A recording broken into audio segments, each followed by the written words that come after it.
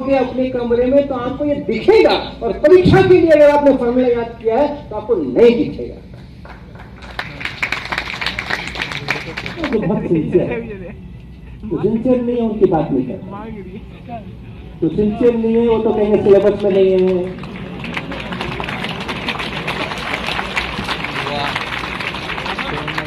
काहे को खुदा क्या है कि जो विषय आप पढ़ा रहे हैं वो विषय उसको समझ नहीं आया इसलिए वो पूछ रहा है, ऐसा अक्सर नहीं होता है, ऐसा अक्सर नहीं होता है।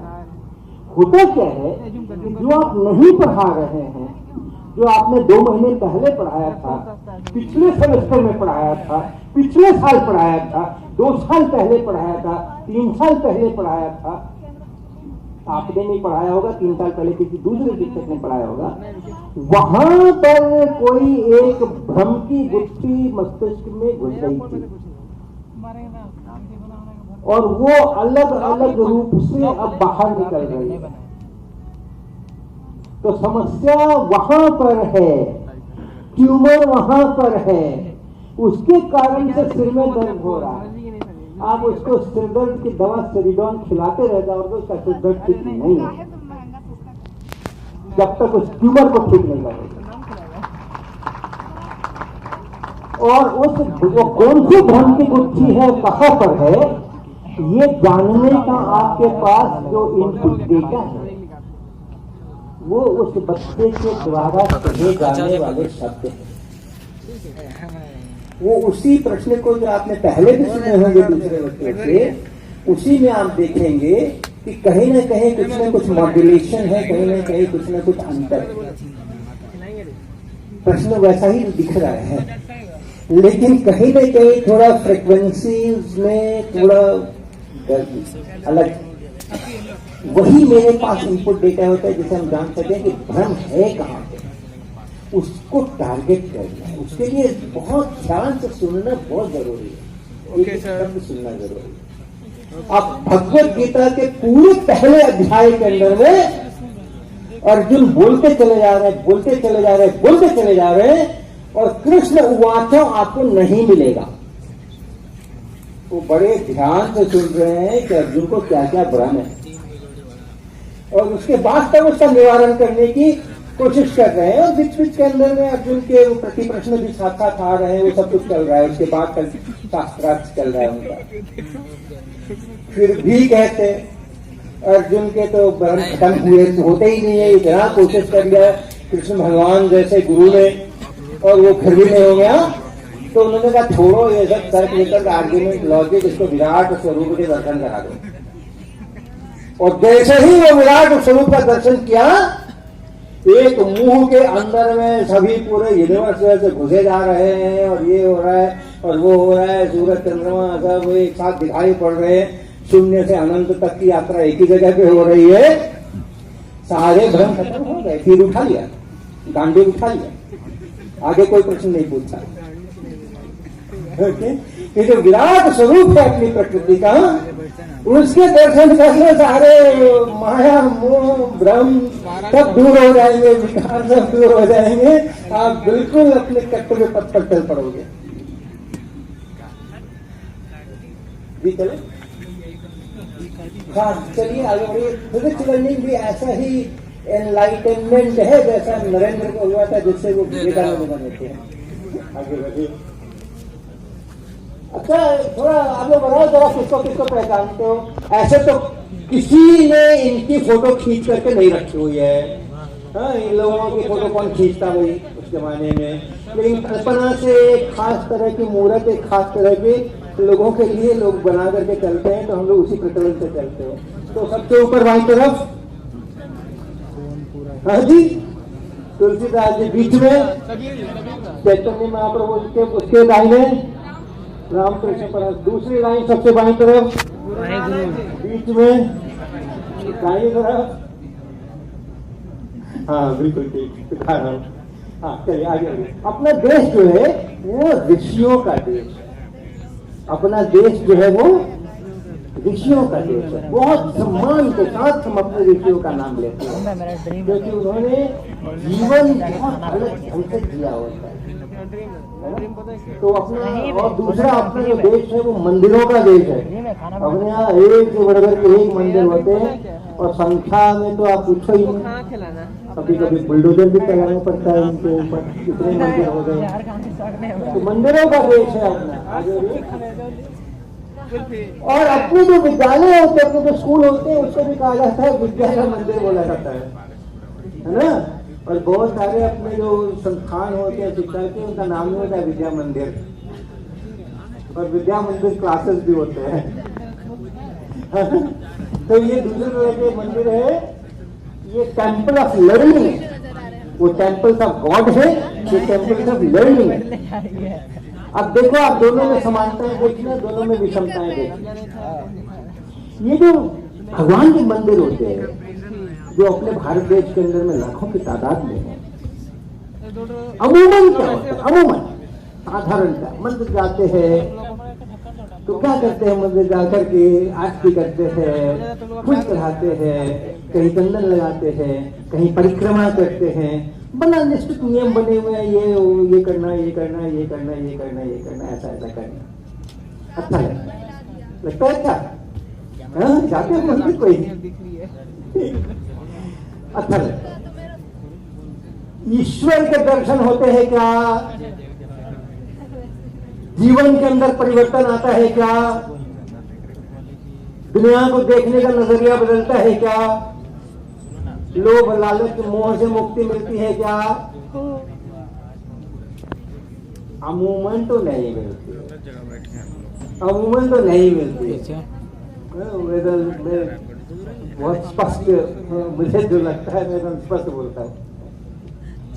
अखंड रामायण का कितना भोंपू लगा करके 24 घंटे तक वो पाठ चलाते हैं, और सारे मोहल्ले वालों को भी सुनाते हैं। कभी वो भागवत पुराण की कथा कराते हैं, लेकिन वो कथा सुनने वाले, कराने वाले, बांटने वाले का हमें पता नहीं। लेकिन सुनने और सुनाने करवाने वाले, उनके जीवन में कोई परिवर्तन देखता नहीं। हमारे मोहल्ले में होते रहते हैं, कभी ये करवाते, कभी वो करवाते, जीवन में परिवर्तन कहाँ दिखता है? तो जो ईश्वर की अनुभूति प्राप्त करने के लिए मैंडेट है मंदिरों का, वो पूरा नहीं हो रहा। वो रिचुअल्स पर आकर रिचुअल्स में कोई खराबी नहीं है, रिचुअल्स में कोई खराबी नहीं है। मुझको रिचुअल्स बहुत खाते हैं, क्योंकि वो मुझे डिसिप्लिन करते हैं। अगर मैं सचमुच परंपराओं का पालन करता हूँ, अगर मेरे यहाँ 5 बजे सवेरे उठ करके पहले नहाना जरूरी है, तो जरूरी है 5 बजे उठकर नहाना ही नहाना है। अगर वो चंदन लगाना है तो चंदन घिसना ही घिसना है, लगाने ही लगाने हैं। बचपन में हम लोग मैंने खूब चंदन घिसे हैं। अगर खाने के पहले ऐसा वो ऐसा ऐसा करके और पानी का छिड़काव करना है थाली के चारों बगल, एक डिसिप्लिन लाइफ है। वो बहुत अच्छी लाइफ है, वो बहुत अच्छी लाइफ है। एक संस्कार बनता है कि जो काम हम कर रहे हैं समय से कर रहे हैं, नियम से कर रहे हैं, श्रद्धापूर्वक कर रहे हैं। रिचुअल से मुझे कोई गड़बड़ नहीं, लेकिन रिचुअल्स तक सीमित रहने से गड़बड़ है। वो दिव्य ज्ञान चाहिए, वो दिव्य दृष्टि चाहिए, तब हम ईश्वर को प्राप्त करेंगे, तब हम उस आनंद की अनुभूति में खोएंगे। तब दुनिया मान लिए ये एक खिलौना बन के रहेगी, और तब हम दुनिया में परिवर्तन दिला सकते हैं। और हम इसी के अंदर हम भी घचपच कर रहे हैं, तो हम क्या परिवर्तन लेकर के आएंगे? आगे बढ़िए। ये सब अपने रिचुअल्स, स्पिरिचुअल एनलाइटमेंट की कमी दिखाई पड़ती है। आगे बढ़िए। अब देखिए यहाँ पीछे में इधर मंत्र पढ़े जा रहे हैं, ये भी रिचुअल है ना, मंत्र पढ़े जाते हैं। और दाहिनी तरफ भी मंत्र पढ़े जाते हैं। 1/2 रो v स्क्वायर प्लस mgh बराबर क्या कांस्टेंट फलाना डिमांडा h बराबर ut plus half t square. ये सब मंत्र होते हैं ना, ये सब मंत्र 1/v प्लस 1/u बराबर 1/f, ये सब मंत्र है। मंत्र का अर्थ था, वो जो संस्कृत में मंत्र पढ़ते हैं उनके अर्थ पता नहीं लोगों को मालूम होते हैं कि ऐसे ही पढ़ देते हैं, ज्यादातर मुझे लगता है ऐसे ही पढ़ देते होंगे। वो मैं जो शांति पाठ वाला मंत्र अभी देख रहा था तो पढ़ने बहुत होता है शांति पाठ, जगह जगह शांति पाठ होता है। और मुझे बहुत बार करने का मौका मिला है, मैं कभी सभाओं में जाता हूँ तो लोग अक्सर सभा खत्म होने के बाद कहते हैं शांति पाठ करना है, तो याद हो गया करीब करीब बहुत बार। बी बराबर क्यों, बी क्रॉस बी, मतलब पता नहीं होगा, वही हो रहा है, वही हो रहा है। उधर अपना वो करते रहो, या देवी सर्व भोले जो करते रहो, इधर अपना कितना बजे निकलना है, बराबर माइनस बी फाइव करते रहो, कितना बजे निकलना है, इसी तरह की चीज हो रही है। और आगे बढ़िए, निकलना था आज नहीं, और आगे बढ़िए। मेरे को क्लास 9-10 के बच्चों के बहुत सारे मेल आते हैं और वो सब लोग बहुत उत्साह में, अक्सर 9-10 क्लास के बच्चे जो होते हैं बहुत उत्साह में मुझे ईमेल लिखते हैं। वो लोग कहते हैं कि हमें तो साइंटिस्ट बनना है, हमें तो फिजिक्स करना है, मैं तो एकदम फिजिक्स के लिए समर्पित हूँ, ये देश का नाम रोशन करना है। बहुत मेल आते हैं मेरे को, अच्छा लगता है। 11-12 बजे पहुंचते हैं तो मेल की भाषा बदलती है। 9-10 तक तो बड़ा मजा आता था साइंस पढ़ने के अंदर, अब तो भाग लगने लग गया, तो वहां से वो फ्रस्ट्रेशन दिखना जरूरत है। फिर बहुत सारे विद्यार्थी ऐसे होते हैं, मेल कहते हैं मैं छटपटा रहा हूँ, मैं केमिस्ट्री पढ़ने के लिए, बायोलॉजी पढ़ने के लिए, फिजिक्स पढ़ने के लिए तड़प रहा हूँ, लेकिन मैं चला गया हूँ कोटा, तो मुझे फिजिक्स पढ़ने नहीं दी जा रही है। स्कूल में भी वो क्या आजकल क्या शब्द चला है जिसमें जो जाना नहीं पड़, नॉन अटेंडिंग स्कूल, गाड़ी में जगह नहीं, शाबली बोल रहे हैं, तो वो है नहीं। और वो जो पढ़ा रहे हैं वो फिजिक्स और केमिस्ट्री तो पढ़ने ही नहीं दे रहे, पता नहीं फॉर्मूले रटवा रहे। तो जिन बच्चों का जबरदस्त उत्साह था साइंस पढ़ने का, वो बीएससी में जो बच्चे एडमिशन लेते हैं यूनिवर्सिटी के अंदर में, कॉलेजेस के अंदर में, वो अपना रोना रोते हैं। एक से बढ़कर एक हृदय विदारक मेल पढ़ने को मिलती है हमें। तो शुरू में जहाँ स्कूल लेवल के ऊपर लोग प्योर साइंस करने के लिए बहुत एक्साइटेड रहते हैं, धीरे धीरे ऐसी परिस्थिति आ जाती है नीचे वाले चित्र की तरह, वो तय कर लेते हैं कि वो सब कुछ करेंगे साइंस में पढ़ेंगे। कैसा सिस्टम बना रखा है हम लोगों ने, वो हमारे इंस्टीट्यूशन में आया, साइंस में पढ़ाता हो, हमारी यूनिवर्सिटी में साइंस की पढ़ाई होती है, वो जिस समय आया उस समय तो बड़े उत्साह में आया था कि हमें साइंस पढ़ना है, और जब यहाँ से जा रहा है तो मेरा साइंस नहीं पढ़ना है, अपने बॉडी कुछ करना है, हम चुका निकलते हैं, ठीक है, वो सोचने की बात है। आगे बढ़े, चलो ठीक है, कई सारे और से आगे बढ़ते हैं। ये जो तस्वीर आप देख रहे हैं, ये ऊपर तरफ तक गया है, क्रिटिकली एंडेंजर्ड स्पीशीज। बताया आपको किसको कहते हैं? Critically endangered species. कैमरा वाला बैग कहाँ रखा है? जो विलुप्त हो रहे हैं, जो प्राणी जो है वो विलुप्त हो रहे हैं, बताना है उनको, और उनको बताने के लिए बड़ी मुहिम चल रही है। और अभी प्रधानमंत्री बताते हैं कि इतने टाइगर थे और अब इतने बढ़ा दिए, हमने 2.5 गुने कर दिए, हमने 3 गुने कर दिए, तो बड़ा ये जो स्पीसीज है, ये जो प्राणी हैं विलुप्त होने की कगार में है, तो उनको बचाने की और बढ़ाने की मुहिम लोग चला रहे हैं। आगे वही बढ़ते जाइए जरा, और 2-4 प्राणी देखें। ठीक है दोस्त, चल। हाँ, और आगे बढ़िए, और आगे बढ़िए। ये भी विलुप्त होने वाला प्राणी है।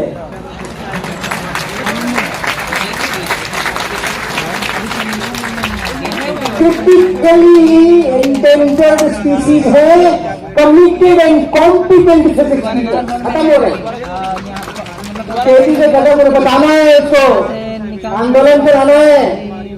जैसे टाइगर को बता रहे हैं, रीजन को बना रहे हैं, इसको भी बताना है, उसके लिए भी आंदोलन करना है, एनजीओ को सामने आना पड़ेगा। सामाजिक समस्या है? नहीं, जो है उनकी भी सेहत ठीक नहीं है, जो है उनकी भी सेहत ठीक नहीं है। उनको वही थोड़ा अच्छा खाना पीना खिलाओ पिलाओ, तंदुरुस्त बनाओ उनको और संख्या बढ़ाओ, उनकी संख्या बढ़ावे। तो आप सब लोग ध्यान रखना है इसको, क्रिटिकली एंडेंजर्ड प्राणी है ये, इसकी संख्या बढ़ाने और बढ़ाने में ज्यादा मुश्किल नहीं है, ज्यादा मुश्किल नहीं है। अपने को ठीक ढंग से प्रकृति को समझना है, अपना साइंस पढ़ना है, उसका अनुभव करना, अच्छे नंबर लाना है, लेकिन अच्छे नंबर लाके रुकना नहीं है। जब तक वो एनलाइटनमेंट नहीं हो रहा, जब तक वो दिव्य अनुभूति नहीं आ रही, तब तक नंबर लाने का बहुत फायदा नहीं होने वाला है। नंबर लाने हैं, लेकिन वो दिव्य अनुभूति भी प्राप्त करनी है और बाद में शिक्षक बनना है, इस प्राणी को बचाना है ना, इस प्राणी को बचाना है। तो हम लोग कुछ कोशिश करें, इस क्रिटिकली एंडेंजर्ड प्राणी को बचाने के लिए हम लोग कुछ कोशिश करें। तो एक कोशिश है उसमें से जिसको हम कहते हैं अन्वेषिका, IAPT है, Indian association of physics teachers, और उसका एक यूनिट है अन्वेषिका जो ओपन लैब्स है। वो जो सेंटर्स है अन्वेषिका के सेंटर्स, वो ओपन लैब है। ओपन का मतलब ये नहीं कि ताले नहीं लगते वहां पे, और दरवाजे हमेशा खुले ही रहते हैं, खराब हो गए बंद नहीं होते है ना, कई बार दरवाजे बंद नहीं होते। हम जिस कमरे में ठहरे हैं और सामने हमारे संतोष जी ठहरे हैं, हमारे भी दरवाजे बंद नहीं होते।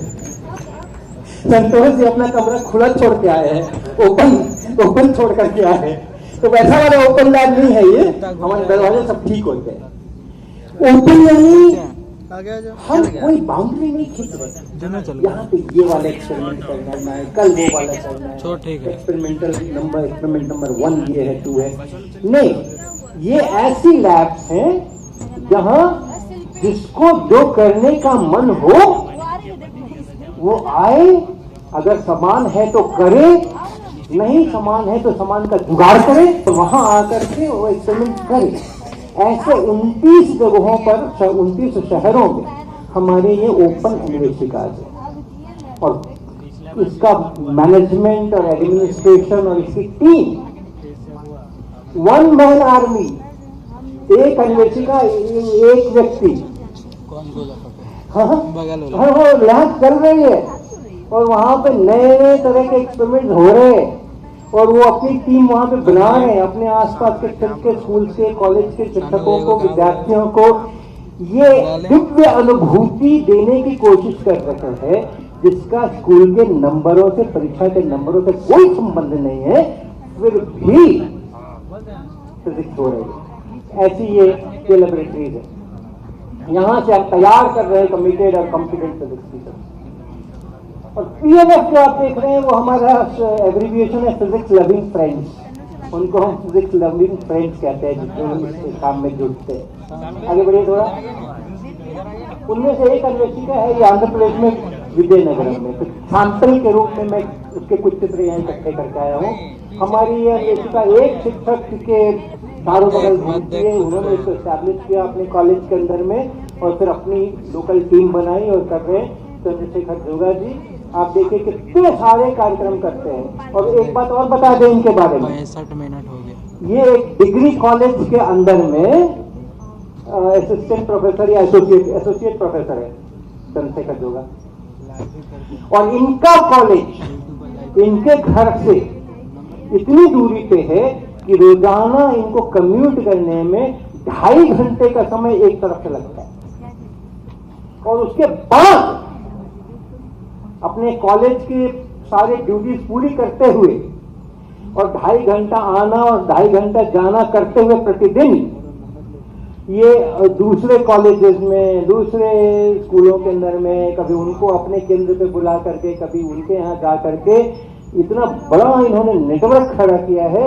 आप देखिए पिछले 6 महीने के कुछ चित्र हैं, ये सारे नहीं हैं, पिछले 6 महीने, अभी जो 6 महीना गुजरा है। हाँ आगे बढ़ाते जाइए एक एक। हाँ ये देखिए यही है जोगा जी जो बाईं तरफ खड़े हुए हैं, ये चंद्रशेखर जोगाजी हैं, ही इज द पर्सन। और आगे बढ़िए, डिफरेंट कॉलेजेस में, डिफरेंट सिटीज में जा करके ये प्रोग्राम्स कर रहे हैं। अपने यहाँ उन्होंने ढेर सारी चीजें इकट्ठी कर रखी हैं, वो ले करके जाते हैं, वहां पे काम करते हैं। ये है अन्वेषिका का स्वरूप। हाँ, और चलिए